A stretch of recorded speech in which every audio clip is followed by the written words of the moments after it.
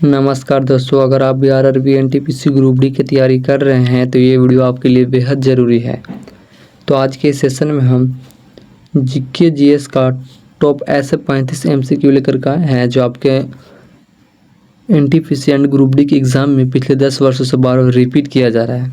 चलिए बिना देर किए करते वीडियो का स्टार्ट। अगर आप मेरे चैनल पर नए हैं तो चैनल को सब्सक्राइब करके बेल आइकन दबा के घंटी को ऑल कर लीजिएगा कि जैसे इसका अगला वीडियो अपलोड हो तो सबसे पहले आप तक पहुँच सके। तो आज का जो हमारा पहला प्रश्न है वो है, भारत का प्रथम परमाणु रिएक्टर कौन था? भारत का प्रथम परमाणु रिएक्टर जो है वो कौन था? तो आपको यहाँ पे हम बता दें कि भारत का जो प्रथम परमाणु रिएक्टर होता है वो आपको यहाँ पे अप्सरा हो जाएगा, जो आपको यहाँ पे पहला ऑप्शन में दिख रहा होगा। अब यहाँ पे प्रश्न है कि दादा भाई नौरोजी ने किस सिद्धांत को प्रतिपादित किया था?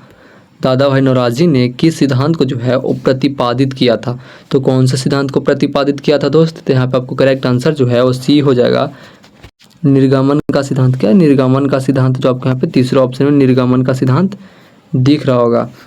अब यहाँ पे प्रश्न है कि विश्व का सबसे बड़ा डेल्टा कौन सा है? विश्व का जो सबसे बड़ा डेल्टा होता है आपको हम बता दें, विश्व का सबसे बड़ा डेल्टा जो है आपको यहाँ पे गंगा ब्रह्मपुत्र डेल्टा हो जाएगा। क्या हो जाएगा? गंगा ब्रह्मपुत्र डेल्टा, जो आपको यहाँ पे तीसरा ऑप्शन में दिख रहा होगा दोस्त।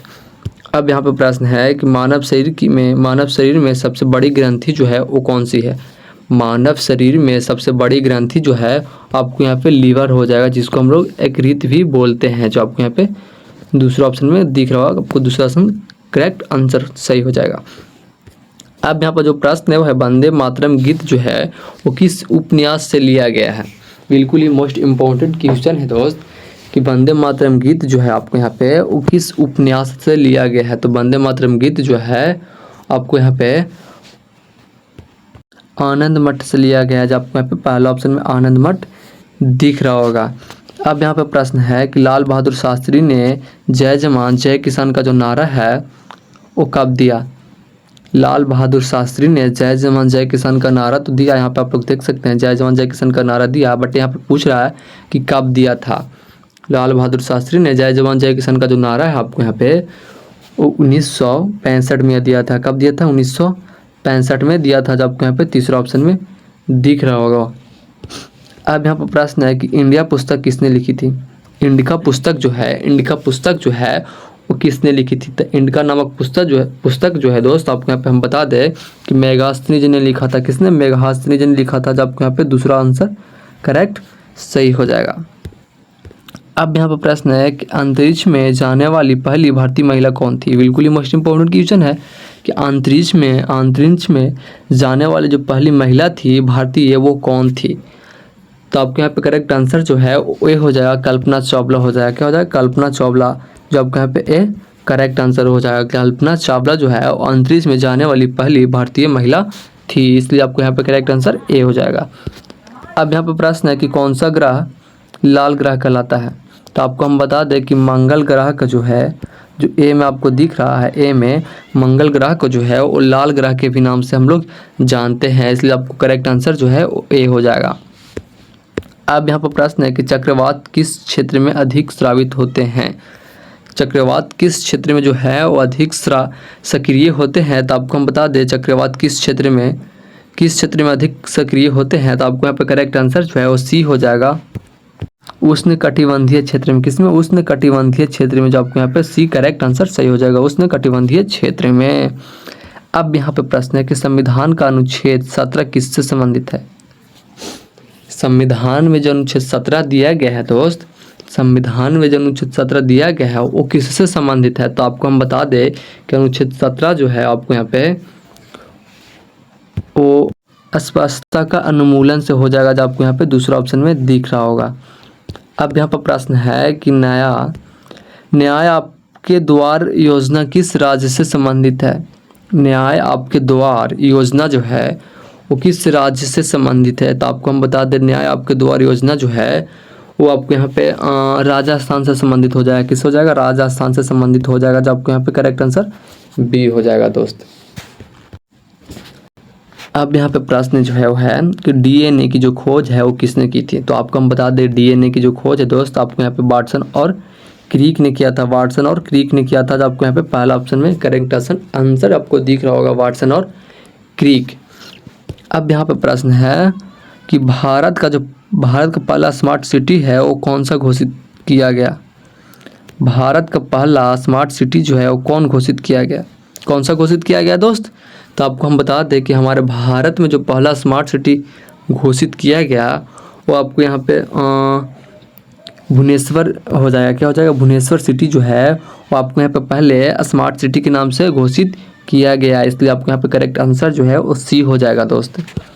अब यहाँ पे प्रश्न जो है वो है कि राइनो दिवस जो है वो कब मनाया जाता है। तो आपको हम बता दें कि राइनो दिवस जो है यहाँ पे दोस्त आपको वो 22 सितंबर को मनाया जाता है। कब मनाया जाता है, 22 सितंबर को जो है आपको यहाँ पे 22 सितंबर का जो है आपको यहाँ पे वो राइनो दिवस मनाया जाता है, इसलिए आपको यहाँ पे करेक्ट आंसर जो है वो बी हो जाएगा दोस्त। अब यहाँ पर प्रश्न है कि प्लासी का युद्ध कब हुआ था। बिल्कुल ही मोस्ट इंपॉर्टेंट क्वेश्चन है कि प्लासी का युद्ध जो है वो कब हुआ था। तो आपको हम बता दें प्लासी का जो युद्ध हुआ आपको यहाँ पे वो 1757 में हुआ था। कब हुआ था, 1757 में प्लासी का युद्ध हुआ था, जो आपको यहाँ पे पहला ऑप्शन में दिख रहा होगा 1757। अब यहाँ पर प्रश्न है कि किस भारतीय संविधान का निर्माता का किसे जो है हम लोग किसे भारतीय संविधान का निर्माता के नाम से जानते हैं। तो आपको हम बता दें कि हमारे भारतीय संविधान का जो निर्माता है आपको यहाँ पर डॉक्टर भीमराव अंबेडकर दिख रहा होगा। तीसरा ऑप्शन में डॉक्टर भीमराव अंबेडकर, ये हमारा करेक्ट आंसर सही हो जाएगा। जो आपको यहाँ पे तीसरा ऑप्शन में डॉक्टर भीमराव अंबेडकर दिख रहे होंगे। अब यहाँ पे प्रश्न है कि अशोक ने किस धर्म को अपनाया था। अशोक ने जो है वो कौन से धर्म को अपनाया था। तो आपको हम बता दें अशोक ने जो है वो आपको यहाँ पे बौद्ध धर्म को अपनाया था। जो आपको ये जो है वो करेक्ट आंसर हो जाएगा। बौद्ध धर्म को जो है अशोक ने अपनाया था कलिंग युद्ध के बाद। अब यहाँ पर प्रश्न है कि भारत का जो राष्ट्रीय खेल होता है वो कौन सा है। भारत का जो राष्ट्रीय खेल है ये तो सबको ही पता होता है कि हमारे भारत का जो राष्ट्रीय खेल है दोस्त वो कौन सा होता है। तो इसका आंसर जो आप लोग हैं वो कमेंट सेक्शन में ज़रूर बताइएगा कि भारत का राष्ट्रीय खेल कौन सा हो। वो कमेंट सेक्शन में आप लोग बताइए, देखते हैं कि इसका किसका सही होता है। हमारे अंदाज से तो सबका ही सही होगा कि भारत का राष्ट्रीय खेल कब होता है, तो सबको ही पता होता है क्या होता है जी। अब यहाँ है कि परम क्या है। बिल्कुल ही मस्ट क्वेश्चन है कि परम जो है वो क्या है। तो परम आपको हम बता दें कि आपको यहाँ पे करेक्ट आंसर जो है वो सी हो जाएगा, सुपर कंप्यूटर हो जाएगा। क्या हो जाएगा, सुपर कंप्यूटर हो जाएगा, जो आपको यहाँ पे तीसरा ऑप्शन में दिख रहा होगा। अब यहाँ पे प्रश्न है कि जीएसटी जो है वो लागू करने वाला पहला राज्य है। जीएसटी लागू करने वाला आपको यहाँ पे पहला राज्य कौन सा होगा, ये प्रश्न पूछ रहा है। तो आपको हम बता दें कि जीएसटी लागू करने वाला पहला राज्य जो है वो आपको यहाँ पे असम हो जाएगा। कौन हो जाएगा, असम हो जाएगा। जो आपको यहाँ पे दूसरा ऑप्शन में असम दिख रहा होगा। असम राज्य में ही जीएसटी सबसे पहले लागू हुआ था, इसलिए आपको यहाँ पे करेक्ट आंसर जो है वो बी हो जाएगा दोस्त। अब यहाँ पर प्रश्न है कि शून्य की जो खोज है वो किसने की थी। बढ़िया क्वेश्चन है कि शून्य की जो खोज है दोस्त, शून्य की जो खोज है दोस्त वो किसने की थी। तो आपको हम बता दें शून्य का खोज करने वाले जो आपको हैं वो यहाँ पे आर्यभट्ट हो जाएंगे। कौन हो जाएंगे, आर्यभट्ट हो जाएंगे। जो आपको यहाँ पे पहला ऑप्शन में आर्यभट्ट दिख रहे होंगे। अब यहाँ पर प्रश्न है कि हॉट स्प्रिंग घटना किस वर्ष हुई थी। हॉट स्प्रिंग घटना जो दोस्त है यहाँ पे आपको हॉट स्प्रिंग घटना जो है वो किस वर्ष हुई थी। तो आपको हम बता दें कि यहाँ पे करेक्ट आंसर जो आपको हो जाएगा 1959 हो जाएगा। क्या हो जाएगा, 1959 जो आपको यहाँ पे है करेक्ट आंसर हो जाएगा। जो आपको यहाँ पे पहला ऑप्शन में 1959 दिख रहा होगा। अब यहाँ पे प्रश्न है कि स्वतंत्रता प्राप्ति के समय भारत का प्रधानमंत्री कौन था। स्वतंत्रता प्राप्ति का जो समय था तब उस समय जो हमारे भारत के प्रधानमंत्री थे वो कौन थे, ये प्रश्न यहाँ पे पूछ रहा है। तो आपको हम बता दें स्वतंत्रता के प्राप्ति के समय जो हमारे भारत के प्रधानमंत्री थे वो आपके यहाँ पे जवाहरलाल नेहरू हो जाएंगे। कौन हो जाएंगे, जवाहरलाल नेहरू जो है वो स्वतंत्रता के प्राप्ति के समय जो भारत के प्रधानमंत्री बने थे। अब यहाँ पे जो प्रश्न है वो है कि अंजाद की गुफाएं किस राज्य में स्थित है। अंजाद की जो गुफाएं हैं दोस्त वो कौन से राज्य में स्थित है। तो अंजाद की जो गुफाएं हैं दोस्त आपको हम बता दें कि अंजाद की गुफाएं जो है वो आपको यहाँ पे महाराष्ट्र में स्थित हो जाएगा। कहाँ हो जाएगा, महाराष्ट्र में स्थित हो जाएगा। जो आपको यहाँ पे दूसरा ऑप्शन में महाराष्ट्र दिख रहा होगा दोस्त। अब यहाँ पे प्रश्न है कि सूर्य मंदिर कहाँ स्थित है। सूर्य मंदिर जो आपको यहाँ पे है वो आपको यहाँ पे करेक्ट आंसर जो है वो ए हो जाएगा। कोणार्क में कहाँ स्थित है दोस्त? तो कोणार्क में, जो आपको यहाँ पे पहला ऑप्शन में दिख रहा होगा दोस्तों। सूर्य मंदिर कहाँ स्थित है? तो कोणार्क में। कुछ ही महीनों बाद मतलब सूर्य का पूजा होने वाला छठ, जैसे कि जो हमारे बिहारियों के लिए आपको पता ही होगा, छठ बिल्कुल ही अति महत्वपूर्ण पर्व है छठ जो है। देखिएगा यहाँ क्वेश्चन अब है कि मानव शरीर में लाल रक्त कणिका का जीवन काल कितना दिन के लिए होता है? तो आपको हम बता दें कि मानव शरीर में जो लाल रक्त कणिकाएँ होती है उनका जीवन काल जो है आपको यहाँ पे वो 120 दिन के लिए होता है। 120 दिन के लिए जो है मानव शरीर में जो लाल रक्त कणिकाएँ होती है उसका जीवन काल 120 दिन के लिए होता है, जो आपको यहाँ पे दूसरा ऑप्शन में 120 दिन दिख रहा होगा दोस्त। अब यहाँ पे प्रश्न जो है वो है किस ग्रंथि को मास्टर ग्लैंड कहा जाता है? मास्टर ग्लैंड कहा जाता है। तो आपको यहाँ पे बता दें हम कि किस ग्रंथि को मास्टर ग्लैंड के नाम से जानते हैं, तो आपके करेक्ट आंसर जो यहाँ पे हो जाएगा प्यूटरी ग्रंथि को। किसको? प्यूटरी को, जो आपको यहाँ पे दूसरा ऑप्शन में दिख रहा होगा दोस्त। अब यहाँ पर प्रश्न है कि उपसर्ग का अर्थ जो है वो क्या होता है? उपसर्ग का अर्थ हम आपको बता दें कि उपसर्ग का अर्थ जो आपको यहाँ पे है उस शब्द के मध्य में होता है। किसमें होता है? शब्द के मध्य में उपसर्ग का हम लोग यहाँ पे उच्चारण देखते हैं। उपसर्ग का मतलब शब्द के मध्य में, मतलब शब्द के पहले जो अक्षर होता है उसको हम लोग मध्य बोलते हैं, उपसर्ग बोलते हैं। अब यहाँ पे है कि वायुमंडल की सबसे निचली परत जो होती है कौन सी होती है? हमारा वायुमंडल के सबसे निचला परत जो होता है वो कौन से होता है? तो आपको हम बता दें कि वायुमंडल की जो सबसे निचली परत होती है दोस्त, आपको यहाँ पे हम बता दें कि क्षोभ मंडल होता है। अगर आपने मेरे चैनल को सब्सक्राइब नहीं किया है तो प्लीज़ कर लीजिए और चैनल से जुड़ जाइए। अब यहाँ पर प्रश्न है कि किस नदी को बिहार की जीवन रेखा कहा जाता है?